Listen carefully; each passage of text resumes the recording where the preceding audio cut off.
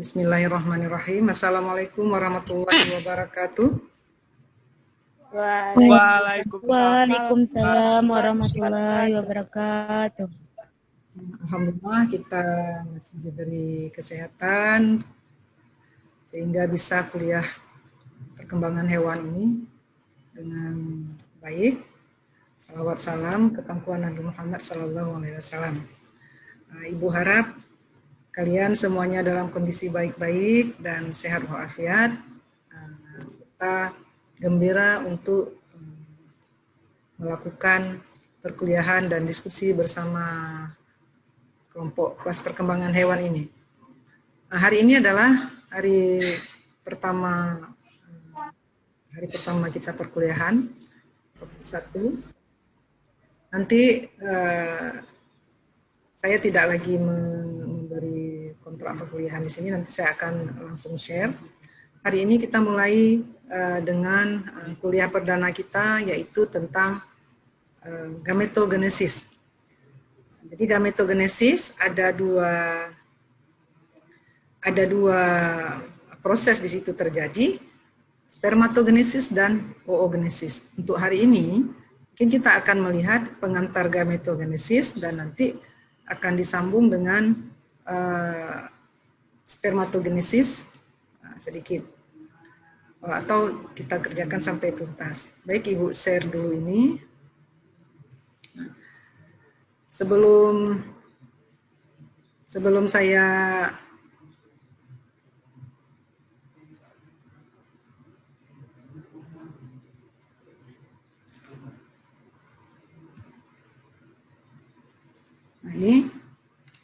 hari ini kita akan masuk pada materi gametogenesis. Gametogenesis itu berasal dari kata gamet. Apa gamet? Apa gamet? Ada yang jawab. Gamet adalah sel kelamin. Gamet itu ada 2, gamet jantan dan gamet betina.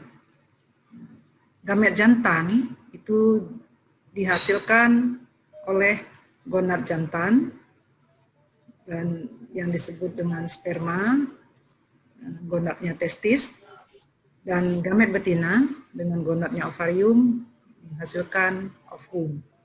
Nah, ini seperti terlihat di sini, sel gamet itu dihasilkan oleh gonad. Jadi kita jangan bertukar antara gonad dengan alat kelamin. Alat kelamin luar maksud saya. Nah, di sini terlihat bahwa dalam proses gametogenesis ada 2 gamet pada hewan, yaitu pada jantan itu gonad, ada 2 gonad maksud saya. Gonadnya adalah testis dan pada betina gonadnya adalah ovarium. Nah, berdasarkan macam gonad itu maka terbentuk macam gamet.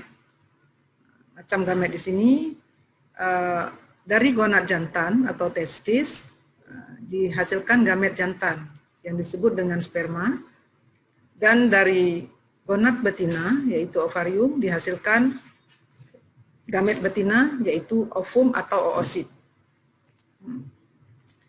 Bagaimana tahapan gametogenesis? Nah, tahapan secara umum ini ada langkah-langkah yang terbentuk, dari proses pembentukan gametogenesis itu, yaitu pada spermatogenesis ada tahapan proliferasi, ada tahapan meiosis, dan juga ada tahapan transformasi atau kematangan. Begitu juga pada oogenesis, ada proliferasi, meiosis, dan transformasi atau kematangan. Ada juga yang menulisnya seperti ini, pada proses tahapan gametogenesis itu ada tahap perbanyakan, tahap pertumbuhan, tahap pematangan, dan tahap perubahan bentuk. Nah, yang jelas semua itu dilalui, misalnya tahap perbanyakan dengan mitosis, kemudian terjadi pembelahan meiosis dan perubahan bentuk. kalau kita lihat pembentukan gamet secara pola umum, di sini bisa kita lihat pola umumnya adalah gamet itu di mana dibentuk. Gamet dibentuk pada sel dari sel induk gamet yang dinamakan dengan gametogonium. Nah, gametogonium ini terdapat pada gonad masing-masing. Nah, ini kalau pola kita lihat, ini adalah pola umum namanya. Ini dia ada 4 tahapan dari gametogonium itu menjadi gamet. Gametosit 1, gametosit 2, gametid, dan gamet. Bagaimana terjadi pada spermatogenesis? Dari pola ini bisa kita lihat bahwa pembentukan gamet dari spermatogenesis itu, kalau kita lihat, nah, gametogonium pola dasarnya pembentukan gametnya adalah spermatogonium karena sperma. Kemudian ini membelah secara mitosis, terjadi perbanyakan menjadi spermatosit 1.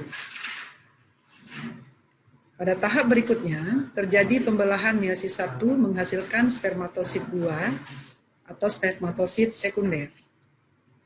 Kemudian dilanjutkan dengan pembelahan meiosis 2 untuk menjadi spermatid. Setelah spermatid ini tidak lagi terjadi pembelahan karena sudah ada 4 spermatid, akhirnya terbentuk proses perubahan bentuk atau morfogenesis sperma yang nantinya membentuk sperma secara fungsional, yaitu dari spermatid menjadi sperma. Nah, kalau dilihat pada oogonium, nah ini nanti oogonium kita akan lihat pada pertemuan kedua, pertemuan berikutnya. Ini kalau di sperma kita pembanding saja, pada spermatosit itu terbentuk tahap yang sama pada oogonium adalah oosit 1, kemudian membelah melalui meiosis 1 menjadi oosit 2 dan membentuk ootid. Pembelahan selanjutnya berkembang menjadi ovum. Nah, nanti ada perbedaan antara tahapan spermatogenesis dengan oogenesis, di mana pada oogenesis setelah oosit 2 dia tidak langsung membelah menjadi ootid, namun pada sebagian hewan mamalia dan beberapa jenis hewan dia akan terhenti di sini, baru dilanjutkan pembelahan setelah ada fertilisasi. Ini beberapa perbedaan. Nanti ada lagi perbedaan yang lain dari segi jumlah sel yang dibentuk. Sekarang kita akan lihat dari proses spermatogenesis. Untuk proses spermatogenesis di sini, kalau tadi pada pola itu spermatogonium itu 4 dengan kromosomnya 46, itu terjadi kebanyakan lagi replikasi juga masih 46 karena di sini hanya terjadi pembelahan mitosis, tidak terjadi pengurangan. Kemudian di sini terjadi meiosis 1. Pada meiosis 1 ini terjadi reduksi menjadi setengah dari kromosom induknya. Jadi 23 jumlahnya dengan N ya. Nah, ini menjadi juga 23N. Pembelahan selanjutnya pada meiosis 2 pada spermatogenesis membentuk juga 1N. Nah, di sini sebenarnya dalam beberapa teori dari buku misalnya seperti Albert, sebenarnya pembelahan meiosis 2 itu adalah pembelahan mitosis. Nah, katanya begitu. Hampir sama dengan pembelahan mitosis karena tidak lagi terjadi pengurangan. Dia hanya terjadi pembelahan dari 1 sel menjadi 2 dengan tidak mengalami pembelahan kromosom. Pembagian kromosom. Ini. Berikut saya akan memperlihatkan sebuah animasi tentang bagaimana proses pembelahan spermatogenesis itu terjadi.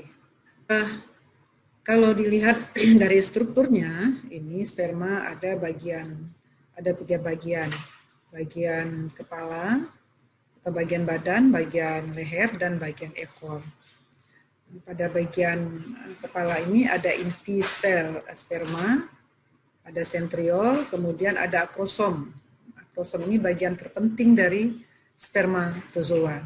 Kemudian bagian tengah atau bagian leher itu banyak terdapat mitokondria karena sperma membutuhkan energi yang tinggi untuk bisa bergerak dan menggerakkan ekornya supaya bisa menuju ke ovum. Ini bagian ekornya, dia bertugas sebagai alat menggerakkan badan sperma untuk bisa bertemu dengan ovum pada bagian saluran reproduksi betina. Sekarang kita akan melihat bagaimana spermatogenesis itu bisa terjadi. Ini kan yang saya katakan tadi, bagian kepala, bagian leher, dan bagian ini saya tidak ulangi lagi, bagian-bagian dari sperma ini. Nah, ini walaupun bentuknya sudah begini, masih dianggap satu sel. Kapan dia berubah? Mungkin bisa dilihat ini ketika, nah di sini. Ini kan pola tadi, pembelahan mitosis, meiosis kedua, kemudian terjadi spermiogenesis atau morfogenesis sperma. Ini tahapannya. Jadi selesai pembelahan, sperma itu masih dalam bentuk spermatid, dalam bentuk sel yang bundar atau bulat.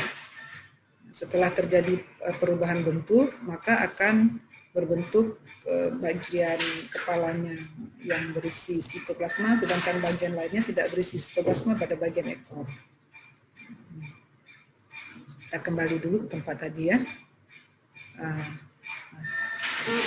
Kalau kita mengambil contoh dari animasi ini, berapa banyak sperma yang dihasilkan oleh sel jantan, oleh gonad jantan. Berbeda dengan ovum, sperma ini dihasilkan di dalam gonad jantan atau di dalam testis itu beratusan juta. Di sini dibuat contoh pada manusia, di mana setiap sekali ejakulasi dalam semen, dalam cairan mani seorang laki-laki itu mengandung 100 sampai 650 juta sel sperma. Bisa kita bayangkan itu berapa banyak ya kalau semuanya terjadi pembuahan nanti. Tapi simpanan telur atau telur yang dihasilkan tidak sebanyak itu. Nah, ini untuk sekali ejakulasi dengan banyaknya volume secara normal 1 sampai 2 cc. Itu secara normal. Ada yang kurang tergantung dari tingkat kesehatan individu. Kalau pada hewan-hewan lain yang mamalia, itu sangat tergantung pada jenis. Misalnya ada hewan yang lebih banyak mengeluarkan maninya, misalnya seperti babi atau sapi. Tapi ada hewan yang beberapa cc saja.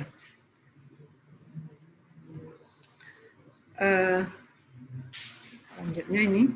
Nah, inilah yang disebut dengan gonad dari hewan jantan atau gonad dari laki-laki. Gonad ini namanya testis. Pada laki-laki atau pada hewan jantan mempunyai sepasang testis. Jadi ini ada 2 testis. Masing-masing testis ini ada di kiri dan kanan, dan dia diperlengkapi dengan saluran-saluran yang disebut dengan tubulus seminiferus. Tubulus seminiferus ini yang berwrinkle atau berputar-putar di dalam bulatan testis tadi. Ini secara teori ada buku yang mengatakan bahwa kalau pada testis laki-laki dewasa itu untuk satu tubulus seminiferus itu panjangnya kira-kira 25 cm. Itu satu. Kelihatannya dia mempunyai 1 sampai 25 tubulus seminiferus untuk satu itu. Nah, walaupun sekecil itu ya. Nah, ini struktur ini saya tidak mengatakan lagi karena sudah dalam struktur hewan sudah pernah dipelajari bagaimana struktur testis. Jadi tubulus seminiferus dihubungkan dengan epididymis, kemudian dari epididymis ini akan bermuara ke vas deferentia dan nanti akan dikumpulkan sementara pada vesica seminalis atau kantong semen atau kantong sperma untuk nanti dikeluarkan ketika ejakulasi pas hewan jantan atau laki-laki itu melakukan koitus.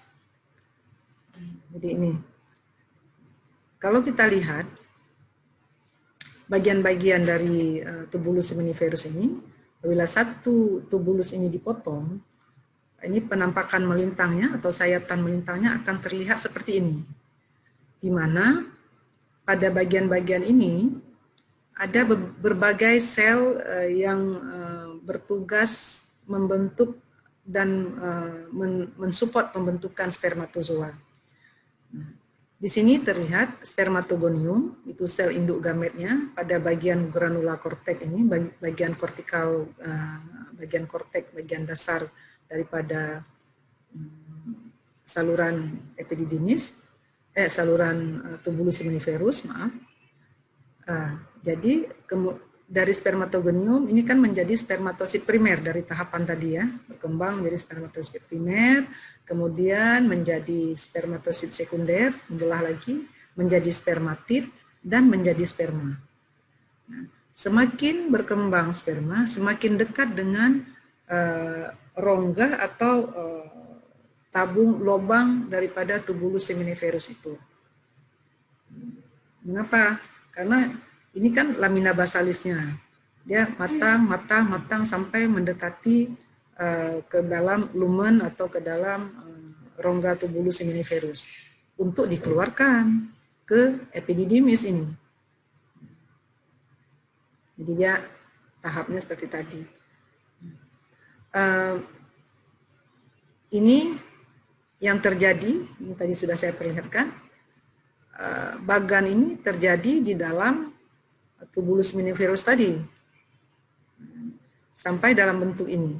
Jadi tahap satu dari spermatogonium membelah mitosis, kemudian membelah meiosis pertama, meiosis kedua membentuk 4 spermatid dan akhirnya merubah bentuk. Nah, ini siap dikeluarkan setelah ditampung di dalam vesica seminalis. Nah, ini. Pada manusia, proses pembentukan satu sel, satu spermatogonium hingga membentuk 4 sperma ini, itu diperlukan waktu sekitar 65 sampai 75 hari. Itu untuk satu kali proses penghasilan sperma dari satu spermatogonium. Jadi dari satu spermatogonium menjadi 4 sperma itu butuh waktu 65 sampai 75 hari. Nah, bagaimana dengan yang sekiranya setiap hari hewan itu menghasilkan sperma, mengeluarkan sperma, itu tetap ada karena itu berikutan terus. 65 hari berikutnya dia buat masak matang yang ini, 65 hari berikutnya matang yang ini. Jadi seperti membuat tape istilahnya. Setiap hari, yang hari ini matang dikeluarkan adalah yang pembentukan 65 hari sebelum itu. Jadi berikutan terus.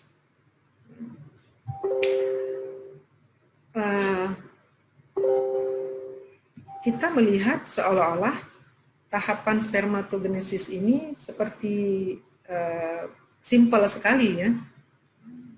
Ternyata tidak seperti yang kita lihat di bagan, bahwa untuk bisa melalui tahapan ini, sperma ini harus disupport atau harus di-trigger oleh hormon-hormon yang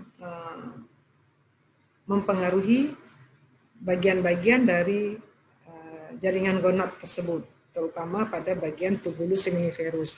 Apa hormon yang bekerja pada pembentukan gamet jantan? Di sini kita lihat ada 4 hormon utama. Ada 4 hormon utama yang bertugas untuk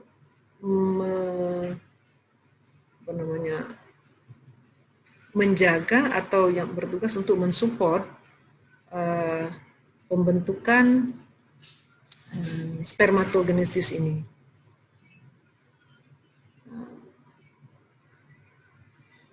Pada hewan jantan, jadi sebagian dari hormon ini ada yang bertugas sebagai mempengaruhi sel kelamin primer, dan sebagian lagi ada yang bertugas untuk mempengaruhi sifat sekunder pada hewan. Nah, yang terutama nanti pada hewan jantan seperti hormon androgen dan testosteron. Jadi ini ada beberapa hormon, ada 4 hormon di sini. Yang pertama testosteron. Testosteron dihasilkan, namanya testos, pasti di testis. Itu dihasilkan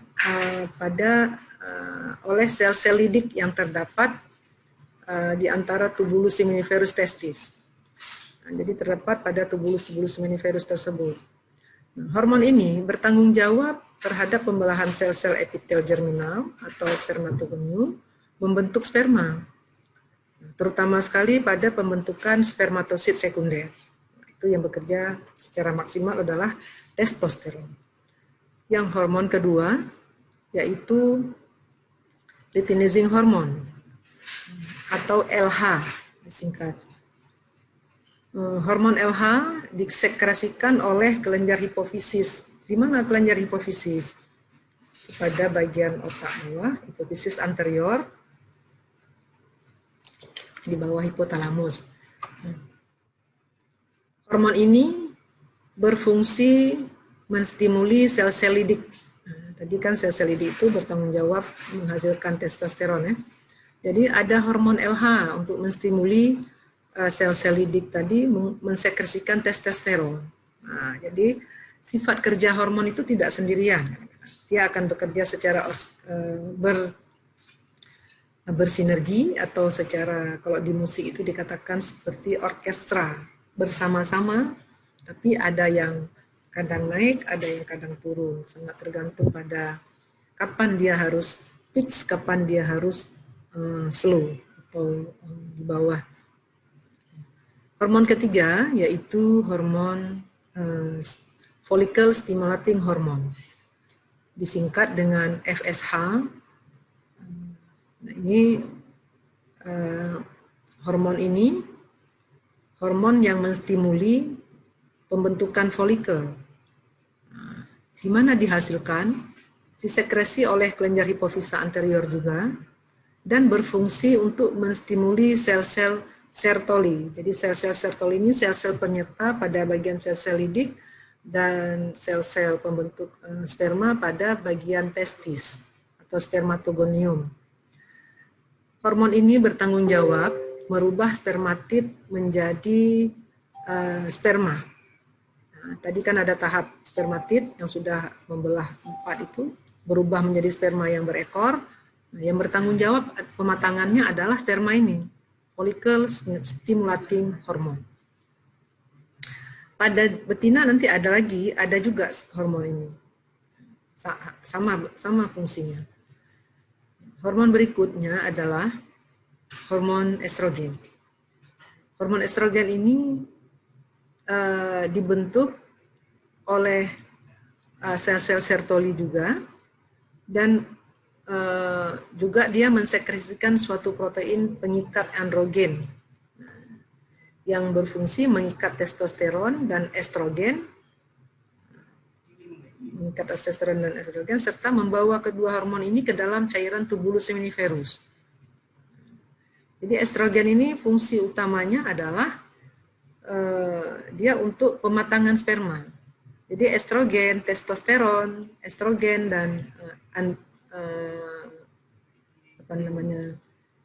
testosteron bekerja sama untuk pematangan sperma, dan dia mensekresi suatu protein pengikat androgen. Jadi dia menghasilkan androgen juga, sehingga estrogen ini dia bertanggung jawab nantinya dalam hal juga perkembangan seks sekunder pada hewan jantan atau pada laki-laki. Ternyata banyak bagian yang mensupport dari pembentukan sperma, bukan hanya langsung membelah seperti kita lihat tadi ya. Nah, ini kalau kita melihat gambaran dari hormon yang dihasilkan oleh beberapa bagian dari organ kelamin jantan. Jadi di sini misalnya ada penggertaknya dinamakan dengan gonadotropin releasing hormone, itu menggertak memerintahkan pituitari untuk menghasilkan FSH, kemudian memberi pengaruh pada testis untuk bisa menghasilkan atau untuk bisa mensupport proses spermatogenesis. Nah, di samping itu, hormon-hormon pituitari ini juga memproduksi androgen dan mempengaruhi androgen di bagian testis, sehingga pada hewan jantan itu bisa berkembang karakteristik seks primer dan seks sekunder. Pada laki-laki, yang mana yang dikatakan dengan seks primer dan seks sekunder? Misalnya tumbuh jenggot, tumbuh kumis, berkembang jakun, tumbuhnya bulu-bulu pada bagian-bagian tubuh tertentu, misalnya pada pubis atau pada bagian skrotum, pada bagian terluar dari skrotum, dan bisa juga ada sebagian pada bagian dada dan perut. Kalau dilihat pada hewan, mungkin ini tidak begitu nyata karena hewan dari awal ada sebagian yang seluruh tubuhnya itu memang sudah ditumbuhi oleh rambut-rambutnya. Kalau kita bilang bulu, tapi itu adalah rambut bukan bulu. Yang bulu adalah pada burung karena dia bercabang. Nah, ini pada golongan mamalia atau hewan jantan manusia, perubahan-perubahan yang terjadi akibat diproduksinya atau dihasilkannya hormon-hormon kelamin ini. Jadi ini beberapa animasi yang bisa kita lihat tentang pembentukan spermatogenesis.